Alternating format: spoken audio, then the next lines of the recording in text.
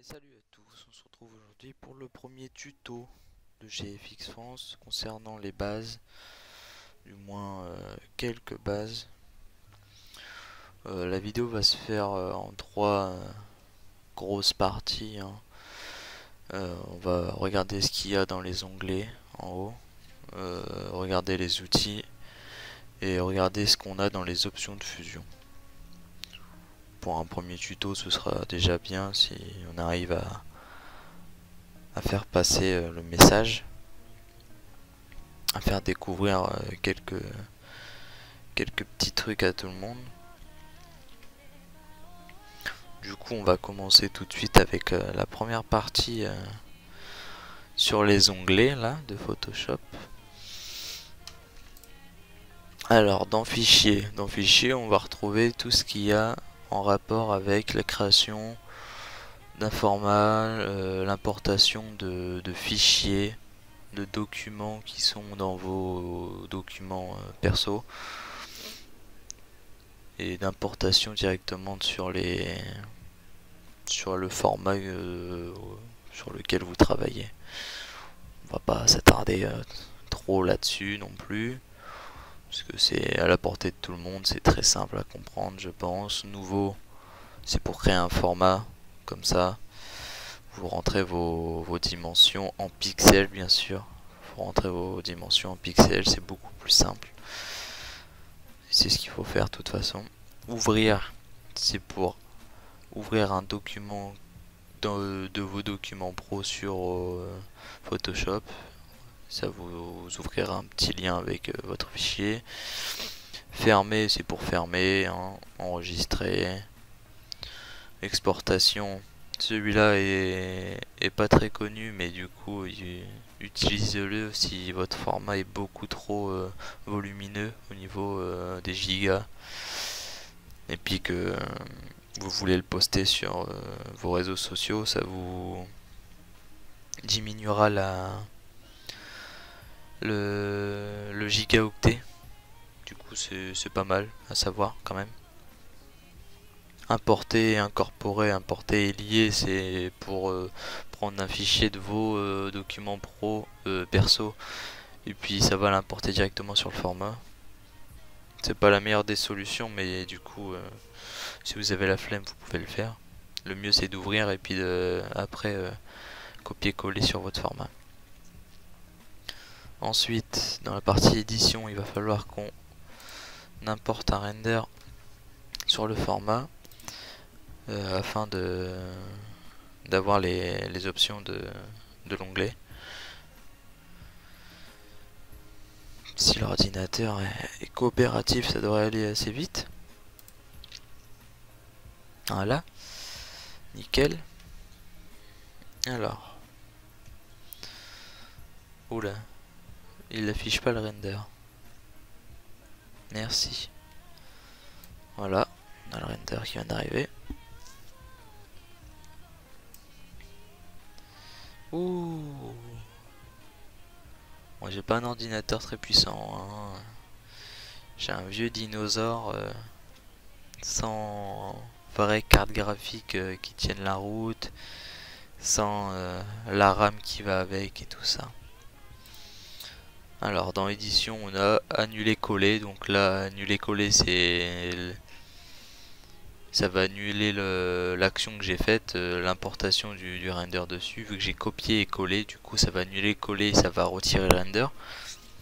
Si je fais aller vers l'arrière, ça va faire l'action de déplacement que j'ai fait avant ou autre.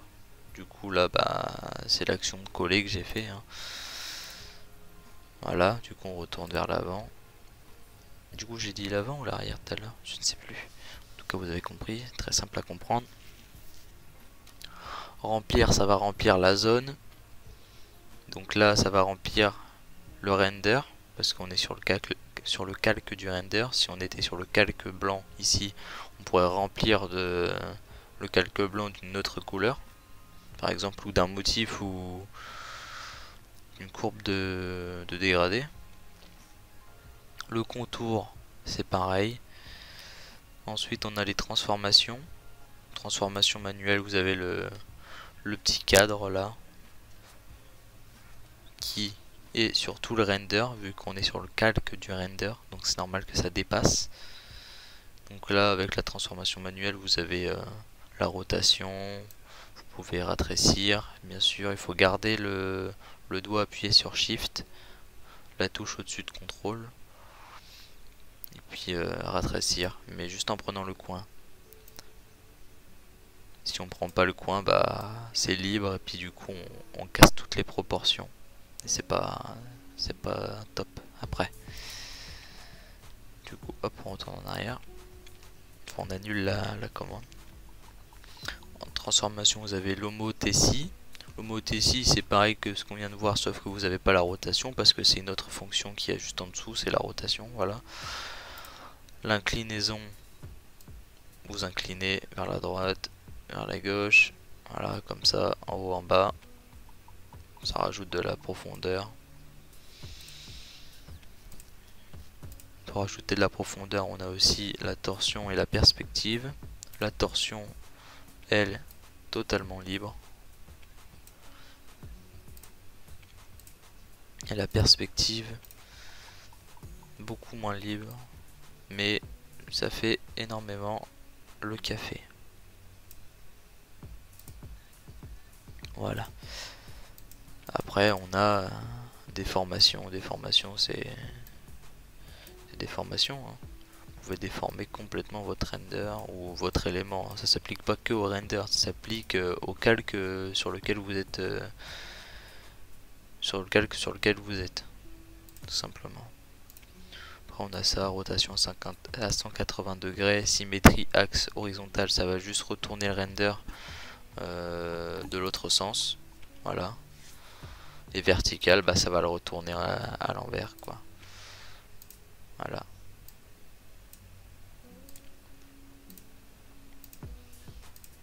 Hop.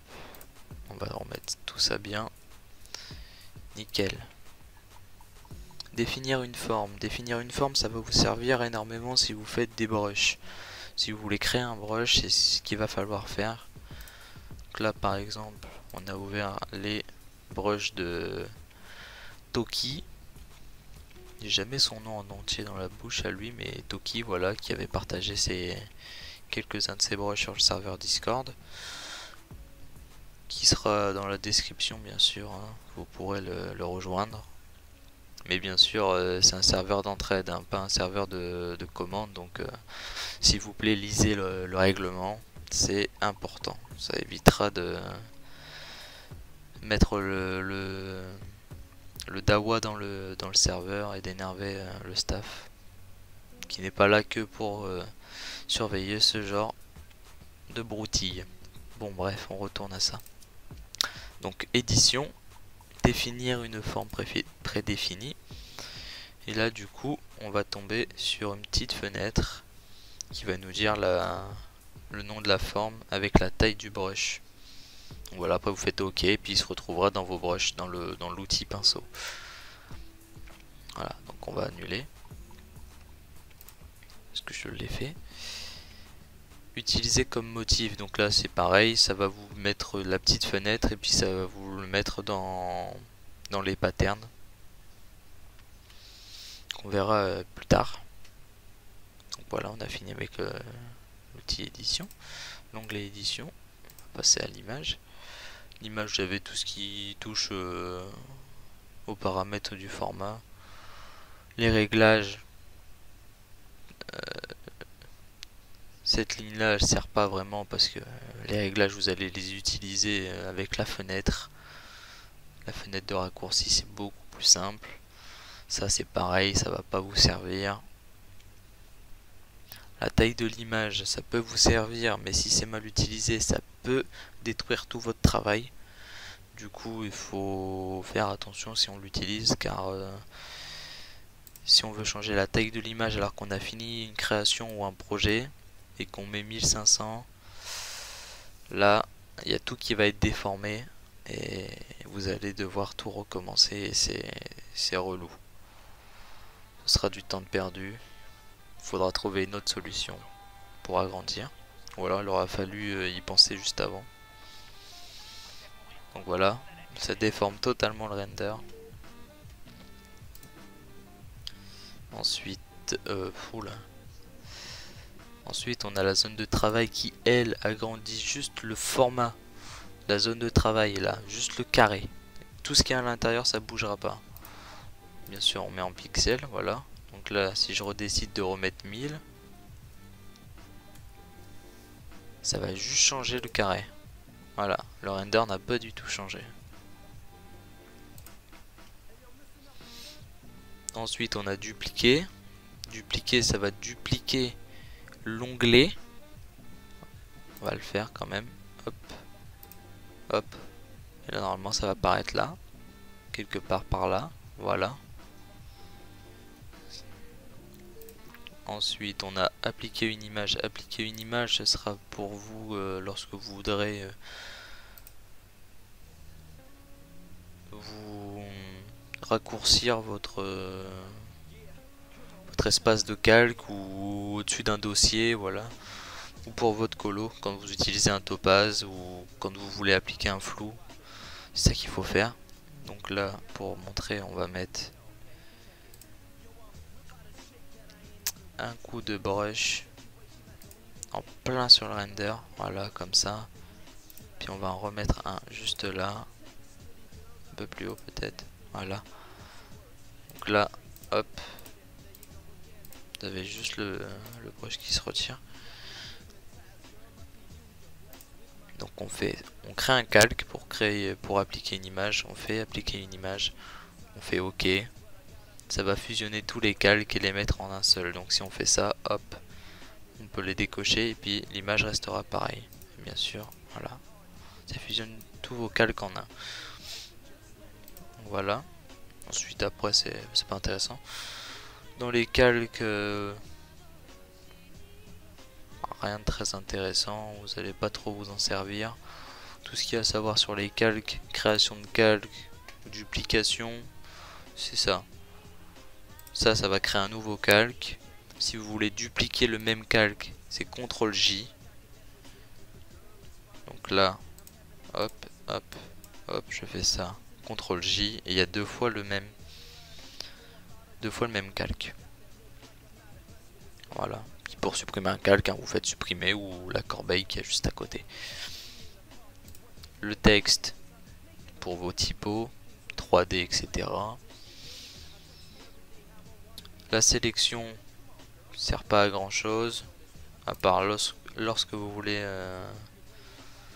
copier, coller un élément et puis le mettre sur un autre format. Et puis de toute façon vous le faites avec les raccourcis clavier ou avec cet outil là.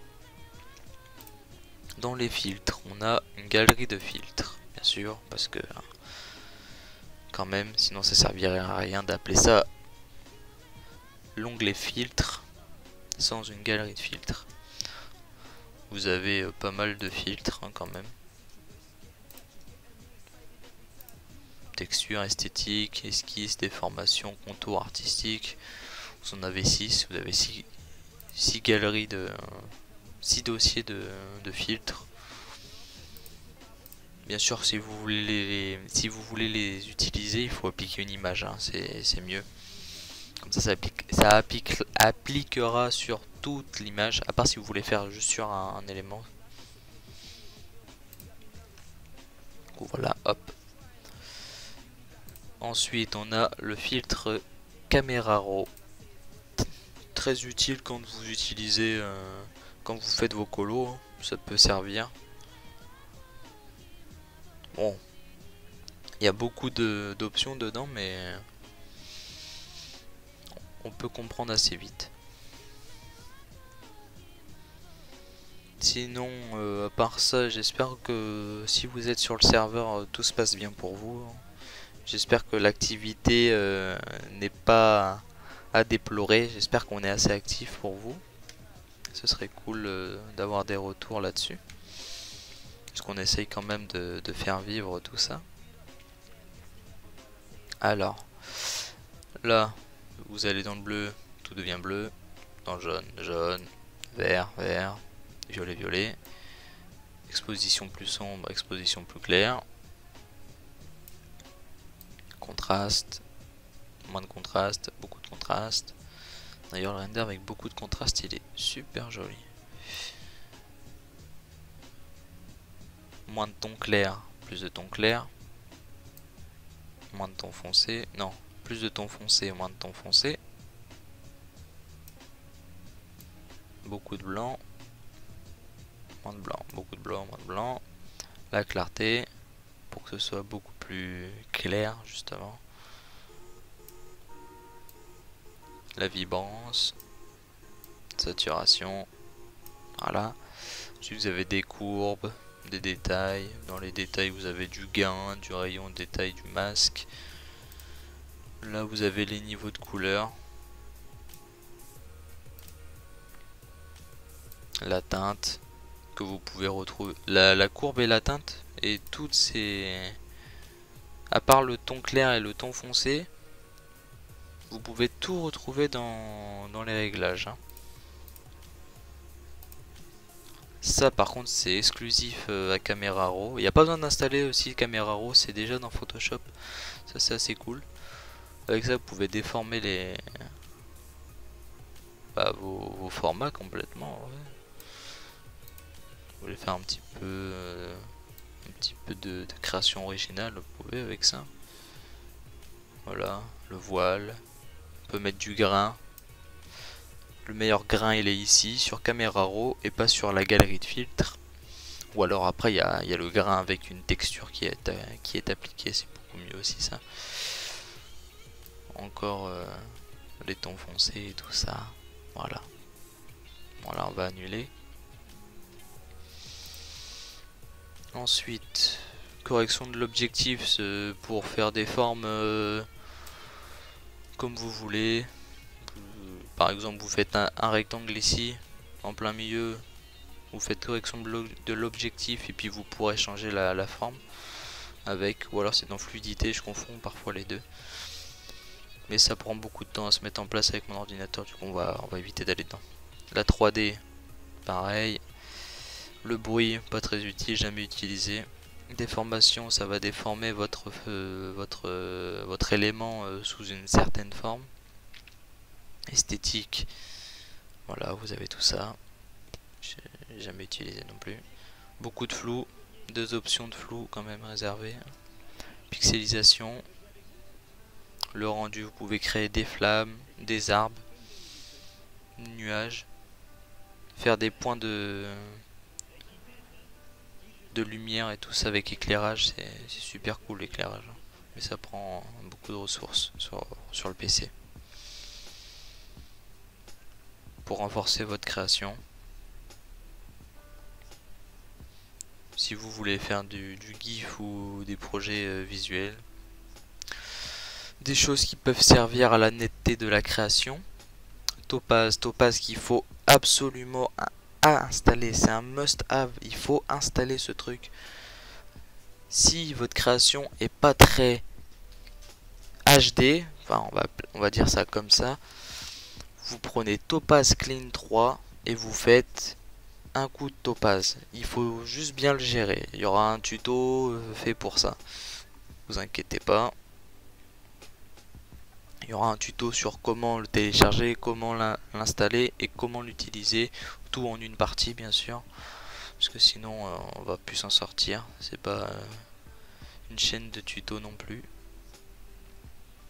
même si ça peut aider, du coup on le fait. Ensuite on a la 3D. 3D, si vous n'avez pas le PC qui va avec, bah c'est compliqué, c'est lent, etc. L'affichage, tout ça là, on s'en occupe pas. Là vous avez le zoom, le mode d'affichage pour votre Photoshop ou juste votre onglet de travail. Les extras, vous avez tout ça comme extra. Les repères commentés, c'est des repères qui apparaissent lorsque vous bougez votre render. Par exemple, je vais essayer de montrer ça. Je suis pas sur le bon calque.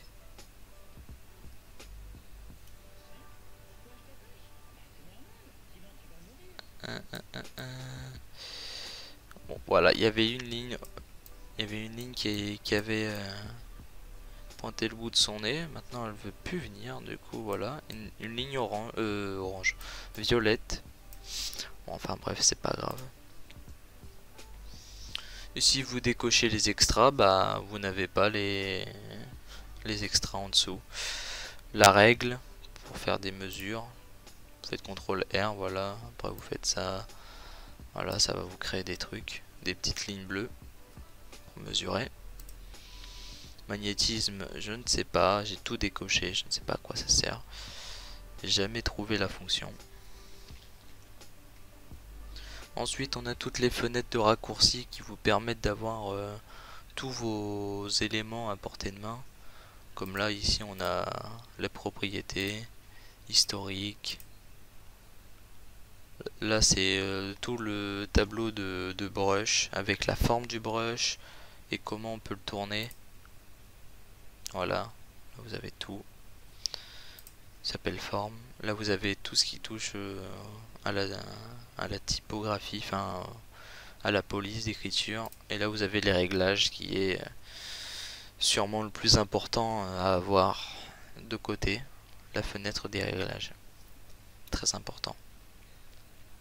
Avec la luminosité, les niveaux, courbes, exposition, vibrance, teinte, balance, etc. etc. Correction sélective à utiliser. Faut pas négliger. Quand vous faites une colo, il faut utiliser ce petit truc. Bah voilà, on a fait le tour des onglets. Maintenant on va passer aux outils que nous propose Photoshop. D'ailleurs je suis sur Photoshop CC 2018. Du coup il y aura peut-être pas les mêmes fonctions sur le Photoshop sur lequel vous êtes. Parce que je trouve que le 2018 est très bien, il consomme pas énormément de ressources et il y a ce qu'il faut. Donc, alors, l'outil déplacement, très simple à utiliser. On fait clic droit pour voir ce qu'il y a d'autre. On a l'outil plan de travail comme sur Illustrator. Ça vous fait un deuxième plan de travail sur lequel vous pouvez travailler. L'outil sélection, voilà, vous sélectionnez comme ça. Après, vous pouvez sélectionner de manière ellipse ou rectangle ou colonne. Enfin, un rectangle, une rangée ou une colonne. Le lasso polygonal qui vous permet de faire des sélections comme vous voulez, mais c'est clic par clic. Le lasso tout court, comme vous voulez, là c'est libre, il faut rester juste appuyé sur le lasso pour pouvoir faire la forme. Ensuite on a le lasso magnétique qui lui suit une forme précise lorsque vous passez dessus. Vous avez juste besoin d'appuyer une fois et lui va suivre les points qu'il trouve. Voilà quoi. Après vous faites double clic pour pouvoir fermer la sélection. La baguette magique qui a détruit plus d'un render sur internet, parce que la baguette magique c'est un peu nul quand vous utilisez ça pour découper un render. Voilà, vous voyez là j'ai pris les cheveux partie noire, ça ne va pas jusqu'au bout parce qu'ici on a une lueur rouge, du coup ça casse tout. Mais en tout cas la baguette magique c'est fait pour sélectionner des couleurs. Voilà, là vous voyez ça va prendre juste le blanc, super. Après vous avez l'outil de sélection qui lui c'est vous sélectionnez à la main en fait. L'outil de recadrage ou de rognage c'est comme vous voulez, c'est comme à l'école. En version perspective, et là vous pouvez trancher. J'ai jamais utilisé la tranche, pardon. Retour arrière, on va retirer la sélection, hop. Là on a la pipette pour pouvoir prendre une couleur. Voilà, ça arrive ici tout de suite. Après vous pouvez utiliser la couleur. Merde. Hop, vous avez d'autres choses. Le correcteur, vous pouvez corriger de manière grossière avec lui, ça fonctionnera. C'est super cool. Si vous avez un bouton noir sur votre nez, si vous voulez retoucher une de vos photos, vous pouvez utiliser ça, ça va fonctionner. Le pinceau qui va servir pour faire du brush. Sur Photoshop vous avez 4 packs qui vous sont déjà donnés, mais bien sûr aucun brush, juste le brush de la lueur qui est celui-ci, qui est super utile, qui est super cool, même si en soi c'est juste un cercle. Vous avez un crayon aussi, bon pourquoi pas. L'outil de duplication, vous pouvez dupliquer vos éléments, mais c'est super dur à utiliser, ça prend énormément de temps à faire, c'est relou, c'est une tannée. Voilà, juste pour les motifs. Après le second outil de tampon. Forme d'historique. Je ne sais pas du tout à quoi ça sert, j'ai jamais utilisé ça. On va regarder, voilà, ça restaure quelque chose d'avant. Quelque chose antérieur. La gomme. Ouais, 3 autres gommes. Le pot de peinture, si vous voulez appliquer une couleur. Donc là, on décide d'appliquer le rouge en fond. Ça prend toujours la première couleur, hein. Si vous voulez la deuxième, hop, vous faites la petite flèche ici et hop, ça vous applique la couleur sur la zone. Là bien sûr j'ai dû aller sur l'arrière-plan pour que ça affiche, enfin pour que ça applique la couleur correctement. Ensuite on a l'outil dégradé, cette fois-ci vous faites un trait comme ça comme vous voulez et ça vous fait un dégradé. Vous pouvez changer le dégradé ici, changer la forme du dégradé ici et son mode de fusion.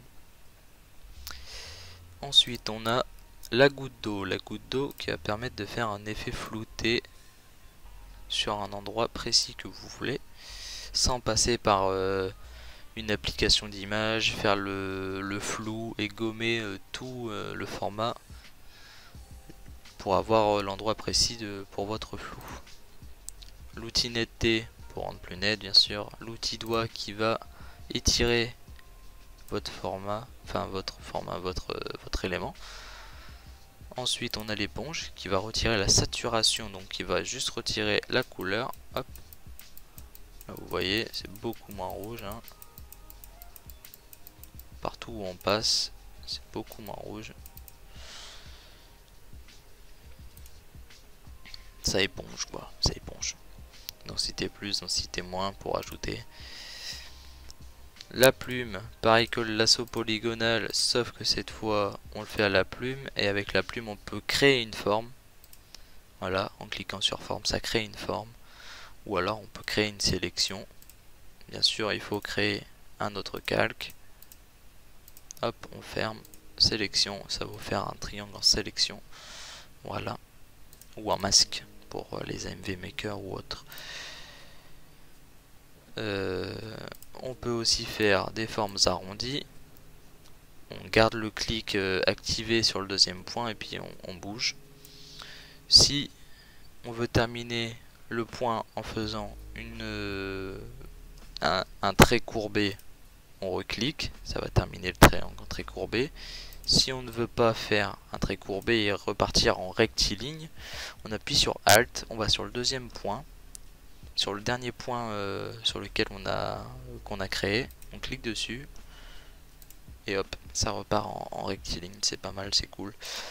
Quand vous faites des renders, c'est mieux de faire ça.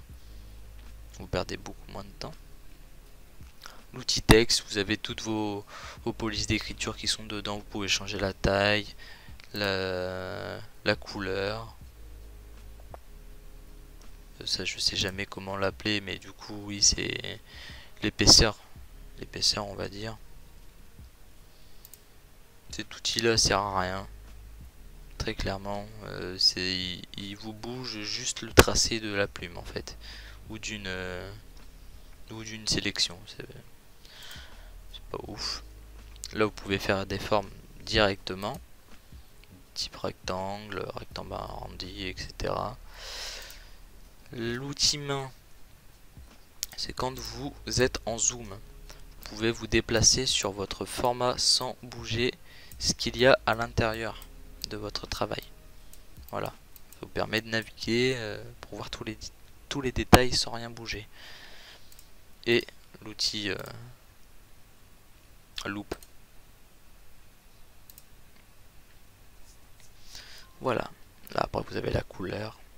Ça, il faut surtout pas cliquer dessus, sinon vous êtes totalement perdu dans Photoshop parce que tout change et tous les outils s'en vont.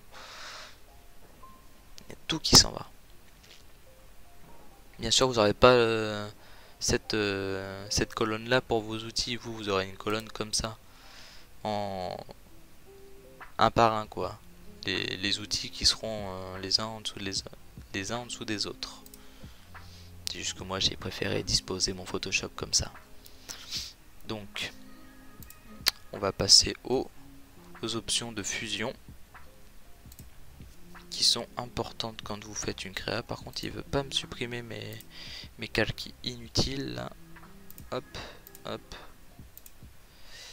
hop. Très bien. Mince. Double-clic sur le nom du calque, hein, ça, vous pouvez renommer. Donc là, on a du biseautage. Voilà, ça vous arrondit les formes. Enfin, ça vous arrondit les formes, ça vous fait un bossage, quoi. Ça vous surélève un peu le render, on va dire. Ensuite, vous avez le contour. Si vous posez des questions pourquoi j'ai deux contours, c'est parce que j'appuie sur le plus. Rien de bien méchant. Vous pouvez aussi le faire. Là, vous pouvez changer la taille, extérieur, intérieur, centre. La luminosité du contour avec l'opacité et la couleur, très simple. Une ombre interne, ça va faire une ombre à l'intérieur de votre render ou de l'élément, hein. Je dis render parce que c'est render, mais sinon vous pouvez faire ça avec n'importe quel élément. Vous pouvez changer la taille, la couleur, l'opacité, le contour. Ensuite on a la lueur interne. Cette fois-ci vous prenez une couleur parce qu'une lueur avec du noir c'est pas une lueur. Dans ces cas-là autant utiliser l'ombre interne si vous voulez utiliser du noir avec une lueur interne. Du coup voilà. Opacité, maigri, la lueur, la taille, plus précise, hop, contour ou centre. Le contour comme sur l'ombre interne. Le satin, je ne sais pas trop à quoi ça sert, mais c'est là. Bon, tant pis, hein. On va pas s'en plaindre. Incrustation de couleur, ça vous remplace votre élément par la couleur qui est choisie. Donc là c'est le jaune, donc vous pouvez cliquer dessus et hop, prendre du bleu, ça va changer en bleu. Là pareil, ça va mettre en dégradé. Vous avez l'opacité, l'angle, vous avez plusieurs formes de dégradé. Là pareil avec des motifs, sauf que là du coup ça met que le motif, mais ça met le motif parce que j'ai mis en obscurcir, ça met que les points noirs parce que j'ai mis en obscurcir, du coup le fond blanc s'est retiré, ça a gardé que le noir. Si je remets en normal, voilà, ça fait que ça. Ensuite vous avez la lueur externe qui sert à avoir la lueur à l'extérieur du render. Et ensuite pour finir on a l'ombre portée.